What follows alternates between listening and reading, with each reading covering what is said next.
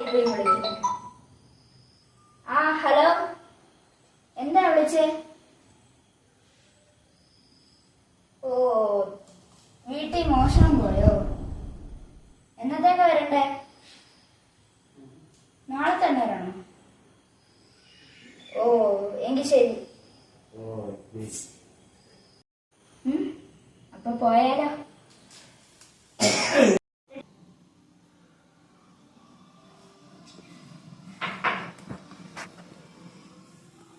ഇവിടെയല്ലേ മോഷണം പോയേ? അതെ, എവിടെയാണ് മോഷണം പോയത്? ഇവിടെ എന്തോ ഫുൾ അലങ്കോലമായിട്ട് കിടക്കുന്നത്. അത് കഴിഞ്ഞ ശേഷം വൃത്തിയാക്കിയിട്ടേ ഇല്ലേ? ഇല്ല, കാരണം തെളിവുകൾ നശിപ്പിക്കേണ്ടെന്ന് കരുതി തന്നെ ചെയ്തതാണ്. അത് അതുപോലെ തന്നെയാണ്. എപ്പോഴാണ് മോഷണം പോയത്? ഏകദേശം 10:30 കാണും രാത്രി. താങ്കൾക്ക് എങ്ങനെ മനസ്സിലായി 10:30 കാരണം ഞാന് 9:30 കടുത്ത ക്ഷീണം ഉണ്ടായിരുന്നു. TV നിർത്തി. 9:30 ആ സീരിയൽ അവസാനിക്കുന്നത്. അപ്പൊ ആ സീരിയൽ അവസാനിച്ചതിന് ശേഷം ഞാൻ TV രാത്രി 10:30 കാണും. ആ സീരിയൽ തീർന്നപ്പോ? അതെ, അല്ല, 9:30 തീർന്നു. 10:30 എനിക്ക് ഉറക്കം വന്ന് ഞാൻ പോയി കിടന്നു. പിന്നെ 1 മണിക്കൂറിന് ശേഷം ആയിരിക്കാം ഈ സംഭവം നടന്നത്. ഓ, അപ്പൊ ഒരു ഊഹം മാത്രം. അതെ അതെ. എന്താണ് ഇവിടുന്ന് മോഷണം പോയത്? കുറച്ച് സ്വർണം. എത്ര? ഏകദേശം 7-10 നഷ്ടമായിട്ടുണ്ട്. ഞാനത് കഴിഞ്ഞ ആഴ്ച പണയത്തിൽ നിന്ന് എടുത്ത് ഇവിടെ കൊണ്ടുവച്ചതാണ്. അതുകൊണ്ടാണ് കൃത്യമായിട്ട് പറഞ്ഞത്. പോലീസിനെ ഒന്നും അറിയിച്ചില്ലേ? പോലീസിനെ അറിയിച്ചായിരുന്നു, പക്ഷെ അവരെത്തിയില്ല. അതുകൊണ്ടാണ് പ്രൈവറ്റ് ഡിറ്റക്റ്റീവിനായി എന്നെ വിളിച്ചത്. അതെ അതെ അതെ, ഒരുപാട് കേസുകൾ തെളിയിച്ച ഒരു വ്യക്തിയാണല്ലോ. തീർച്ചയായിട്ടും അതിനകത്ത് എനിക്കൊരു നീതി ലഭിക്കുമെന്ന് ഞാൻ കരുതുന്നു. അതുകൊണ്ടാണ് അങ്ങനെ ഞാൻ. അല്ലേ, പൈസ കുറച്ച് കൂടുതലാവും. എനിക്കത് പ്രശ്നമല്ല, പൈസയുടെ പ്രശ്നമല്ല. മിനിമം ഒരു 5 ലക്ഷമെങ്കിലും പറ്റൂ. ഇല്ല, അതെങ്ങനെ? ആ സ്വർണം വിറ്റാൽ തന്നെ അത്രയും പൈസ കിട്ടുകയില്ലല്ലോ. ഒരു ന്യായമായ തരത്തിലുള്ള പ്രതിഫലം ഞാൻ അങ്ങേക്ക് തരാം. എനിക്ക് 1 ലക്ഷം. യെസ്, 1 ലക്ഷത്തിന് ഉറപ്പിക്കാം. ഞാൻ അതിന് തയ്യാറാണ്. പക്ഷെ എനിക്ക് നീതി ലഭിക്കണം. യഥാർത്ഥ പ്രതിയെ എനിക്ക് കിട്ടണം. ഈ അലമാരയിലൊന്നല്ലയോ മോഷണം? അതെ. വെയിറ്റ് ചെയ്ത് നോക്കട്ടെ. ഉദ്ദേശിച്ചത് ഇവിടെയാണോ?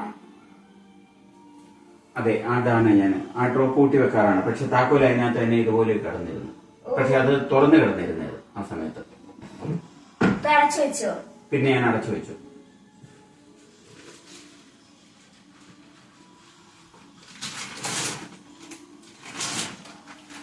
ഇതിനകത്ത് ഫുള്ള് ഈ അലങ്കോലമായിട്ട് കിടക്കുവാണല്ലോ.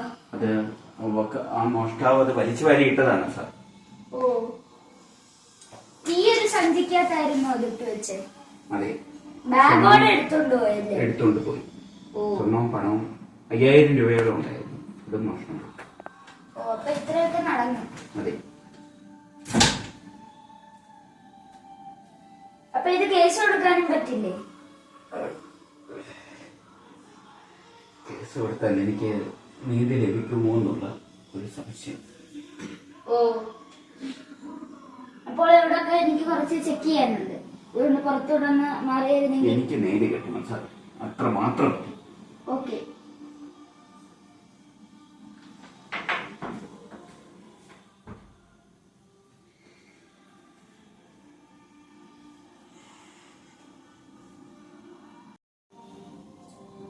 ഈ റൂം എന്തായാലും ഫുള്ളൊന്ന് തപ്പണം. അലമാരൊക്കെ ഞാൻ അടച്ചേക്കാം. ഇവിടെ അങ്ങനെയൊന്നും പ്രത്യേകിച്ചൊന്നും കാണുന്നില്ല. ആ, ഈ ബെഡിന്റെ അടിയിൽ നിന്ന് നോക്കാം. ഇവിടെ എന്തോ ഇത്? ഒരു ടോക്കിംഗ് ടോം, ഒരു മാതള നാരങ്ങ, പിന്നെ ഒരു പേനയുടെ ക്യാപ്പ്. ഇതല്ല ഇവിടെ എങ്ങനെ വന്ന്? ആ, ഇതെല്ലാം ചെക്ക് ചെയ്തേക്കാം. ഈ ടോക്കിംഗ് ടോം